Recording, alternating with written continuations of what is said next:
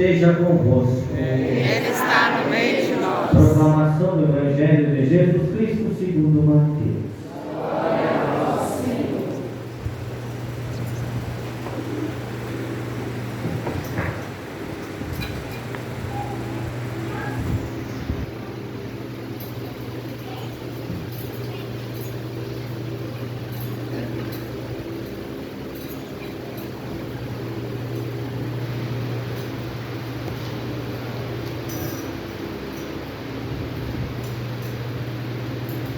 Naquele tempo, disse Jesus a seus discípulos esta palavra: o reino do céu é uma história das 10 jovens que pegaram suas lâmpadas de óleo e saíram ao encontro do noivo. 5 delas eram imprevidentes e as outras 5 eram previdentes. As imprevidentes pegaram suas lâmpadas, mas não levaram o óleo consigo. As previdentes, porém, levaram vasilhas com óleo junto com as lâmpadas. O noivo estava demorando e todas elas acabaram cochilando e dormindo. No meio da noite, ouviu-se um grito: o noivo está chegando, ide ao seu encontro. Então as 10 jovens se levantaram e prepararam as lâmpadas. As imprevidentes disseram às previdentes: dai-nos um pouco de óleo, porque nossas lâmpadas estão se apagando. As previdentes responderam: de modo nenhum, porque o óleo pode ser insuficiente para nós e para vós. É melhor ir comprar dos vendedores. Enquanto eles foram comprar o óleo, o noivo chegou, e as que estavam preparadas entraram com ele para a festa de casamento. E a porta se fechou. Por fim chegaram também as outras jovens e disseram: Senhor, Senhor, abre-nos a porta. Ele, porém, respondeu: em verdade vos digo, não vos conheço. Portanto, ficai vigiando, pois não sabeis qual será o dia nem a hora. Palavra da salvação. Glória ao Senhor. Querida comunidade, internautas, possamos nos assentar, lembrar a história maravilhosa desta comunidade que nasceu no chão da vida, escolheu 2 santas maravilhosas, 2 mulheres que, dentro dos seus contextos, foram mulheres que garra, de força, dando testemunho do projeto de Jesus, da missão de Jesus. Então, que vocês possam se inspirar na história, de modo particular, Santa Teresinha, padroeira das missões.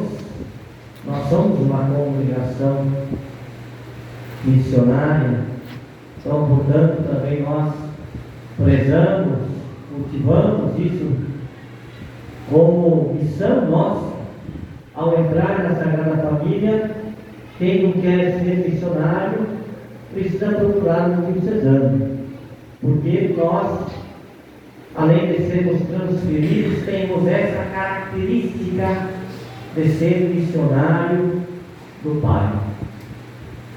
Dizer que celebrar uma novena, vivenciar um aspecto religioso tão fundamental para cultivar a nossa espiritualidade e fortalecer a nossa fé individual, mas também uma fé que não seja individualista, que é comunidade, colocar a fé em comum.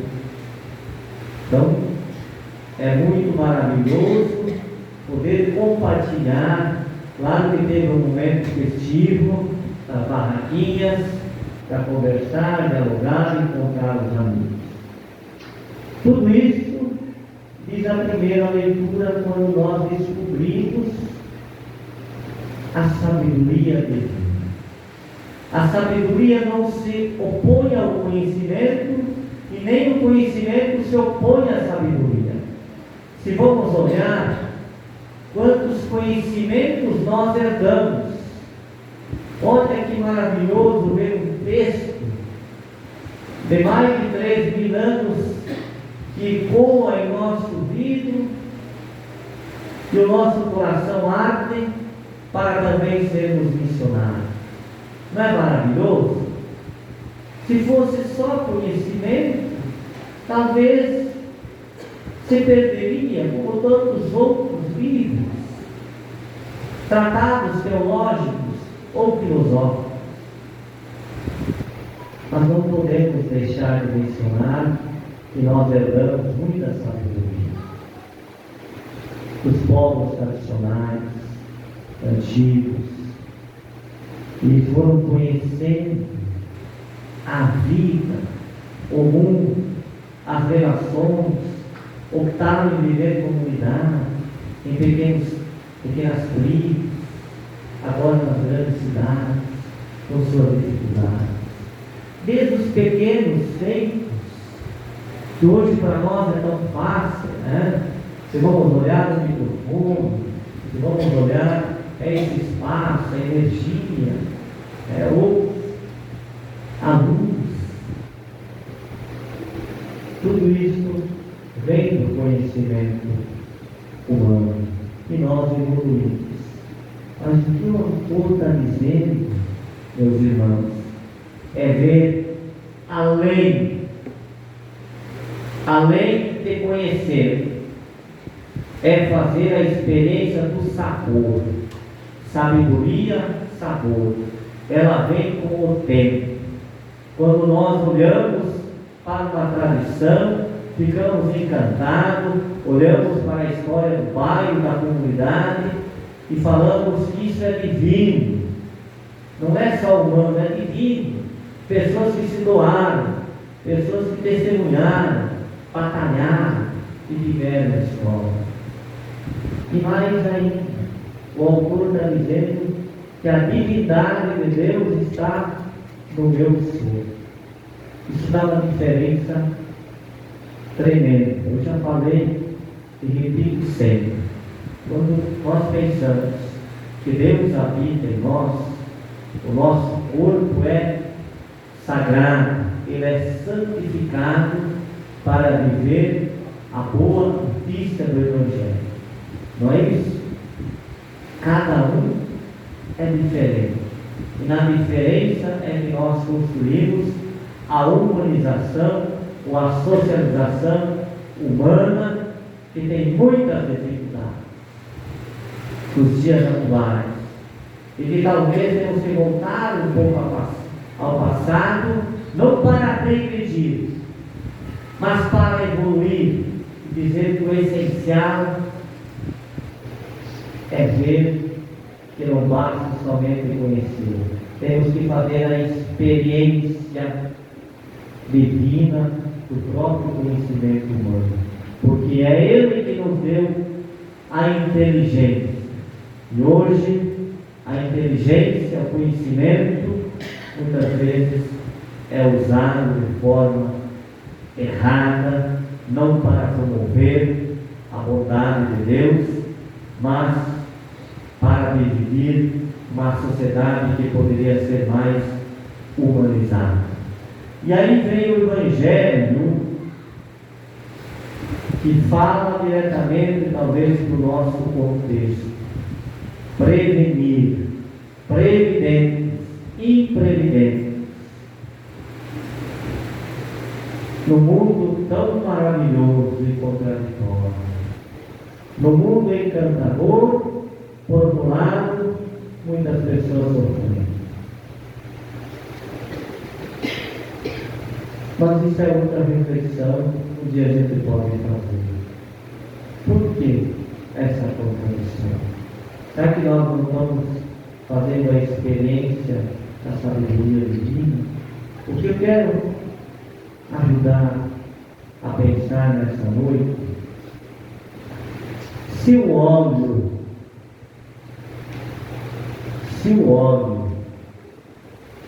alimenta as lâmpadas,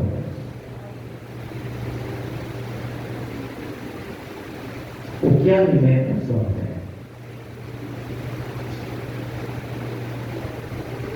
De que nós nos alimentamos?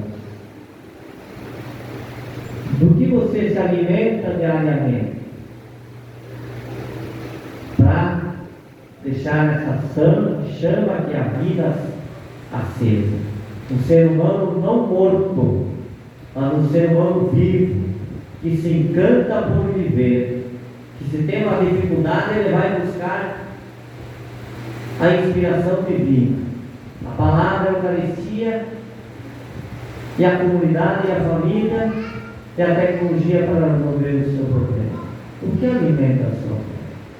A igreja vai dizer a palavra de Deus aqui, escrita por mãos humanas e experiência divina de muitos povos que tiveram muitos obstáculos, muitas dificuldades, que brigaram com Deus, que negaram Jesus, mas que depois, aos poucos, o reconheceram como Messias. É um espaço. O outro espaço é aqui. Não é isso? Nós colocamos a palavra, ela vem até o altar, com os frutos da terra, do pão e do vinho, essa relação maravilhosa do trabalho, para dizer que o Cristo Eucarístico também é o alimento primordial. Ambas as palavras, aqui e ali, é uma comunhão fraterna, é uma relação fraterna. São dois momentos distintos que se unem e que nos levam a nos alimentar numa sociedade maravilhosa, uma sociedade diversificada, de um povo que busca viver, que busca testemunhar o Evangelho. O que mais alimenta a sua vida? O que estes dois momentos que levam a estabelecer uma comunhão fraterna, porque a sua vida lá fora não deve ser desconexa desse momento aqui presente. Aqui é o momento da iluminação divina. Eu dizia hoje, nas diversas celebrações, além do alimento que o corpo necessita, não é isso? Porque é sagrado. O povo chorava quando faltava alimento, quando faltava água no deserto. Ele implorava, além do feijão, do arroz, da carne, depois das barraquinhas, uma água boa, pura, para fortalecer o corpo, quem sabe viver até os 100 anos. O que mais se alimenta? De que nos alimentamos? Da TV, das novelas, dos filmes, por que não? Um passeio com isso? Não alimenta a nossa fé? Ver algo diferente? Encontrar, quando a gente vai no santuário, encontrar pessoas diferentes, que vão pagar essas promessas. É o alimento. Ou a família, lá quando senta ao redor da mesa, agradece pelo alimento, pelo dia trabalhado. A oração, não é isso? Os mais velhinhos, a oração é muito mais intensa. E tantos outros alimentos Também tem pessoas que se alimentam de coisas que não são tão boas. Não é isso? Pode ser que nós comemos porcarias muitas vezes. Uma e outra vez, tudo bem, nosso corpo não sei. Mas ao fim, ou muitas vezes de palavras sem sentido, de ódio, de vingança, de guerra, do pessimismo que não leva a nada. Não vai mudar. Sempre foi assim. O ser humano não melhora, não cresce. Nós vamos nos alimentando de coisas não tão boas e que muitas vezes dá um choque com a palavra de Deus. Então vamos pensar nesta semana e vamos cuidar desde o alimento que fortalece o nosso corpo para a gente não desmaiar. Para a gente, temos que acordar, né? Temos que trabalhar mais uma hora para ter uma qualidade de vida melhor. Mas também aquilo que é interior, aquilo que alimenta a nossa espiritualidade, nosso jeito de ser. A interpretação diz que o homem é a caridade, olhar sobre o irmão, a escuta, as coisas maravilhosas que nós prestamos, serviço à comunidade. Mas de repente a gente se esquece e a gente coloca muitas coisas inúteis dentro de nós. Isso vai trazendo uma desgraça para a nossa mente. Corpo são, mente sã. Os gregos diziam mente sã. Ler um bom livro, assistir um bom filme, não é isso? Bom passeio, uma boa conversa, uma orientação, muitas vezes precisando também, obedecer ao médico, obedecer ao pai e à mãe, quem é estudante, obedecer ao professor e à professora, as suas orientações. Tudo isso é que Jesus está dizendo no Evangelho, ser previdente, organizar a vida para ter uma maior dignidade, a cultura do bem viver, do sentir-se amado. Será que ser liderança também é o alimento da nossa fé? Será que ser padre alimenta a minha fé? Ser bispo, ser coroinha, ministro, reitor, pólito, cima. Pense sobre isso essa semana, para a gente se dar conta que a palavra e a Eucaristia, elas são intimidade, são muito íntimas com aquilo que nós realizamos com o Santo Livro. E não tenha medo de se alimentar da palavra, da Eucaristia e das coisas boas que o mundo nos oferece. Muito obrigado pelo empenho. São 10 dias, não é isso? 10 noites de dizer muito obrigado em nome da paróquia,